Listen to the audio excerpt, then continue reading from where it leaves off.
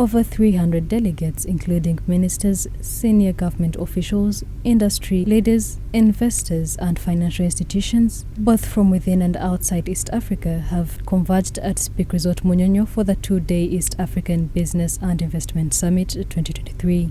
Our vision aligns with that of the East African community, and I want to thank them for their contribution. Former Speaker of Parliament and current Minister for East African Affairs, Rebecca Alitwala Kadaga, while speaking at the East African Business and Investment Summit 2023, appreciated the working relationship exhibited by the East African community, but also warned some of these countries that suppress the smooth operations of process integration. We have heard a lot about the Africa Continental Free Trade Area, but why is it that only 44 of the countries have ratified?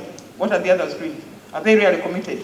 I think we have a duty to the people of this region to ensure that we fulfill the obligations under the Africa Continental Free Trade Area so that our people can benefit from that framework. John Bosco Kalisa, the Chief Executive Officer, East African Business Council, says the summit is intended to explore all possible strategies in positioning East Africa for trade and investment, and also includes reviewing of successes, challenges and opportunities in trade and investments within the East African community and the East African Continental Free Trade Area. We would like to partner and work with the East African Development Bank and other financial institutions in the EAC provide the much-needed finance to support trade and investment in the region. The summit is also expected to provide a common agenda on how to increase prosperity, harness from the national resources, embrace new technology and support entrepreneurship. According to the Vice Chairperson, East African Business Council, Dennis Carrera, many agreements have been signed to aid smooth regional trade and policy harmonization, but many have since remained pending implementation due to lack of commitment. There is the availability of the ACFTA Adjustment Fund, which was launched in Kigali sometime earlier this year.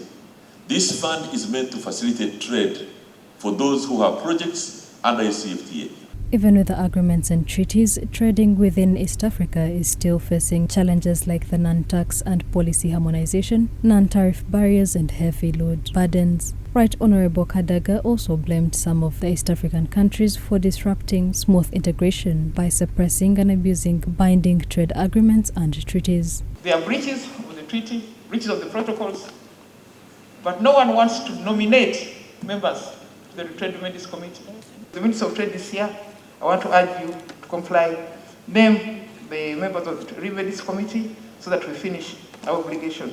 Referring to the recent trade conflict between Uganda and South Sudan, Kadaga noted that some of the laws should be reviewed and some countries held accountable for their actions in suppressing smooth integration. She, however, called for peaceful mechanisms of addressing challenges amongst countries. So this platform is invaluable for the stakeholders from the government and private sector to converge and discuss ways to enhance our economic landscape. This year's East African Summit 2023 is under the theme Private Sector-Driven Regional Integration for Increased Intra-Africa Trade, Investment and Economic Growth. Mary PRIMA Awor for Chat of Uganda Family TV, News at 8.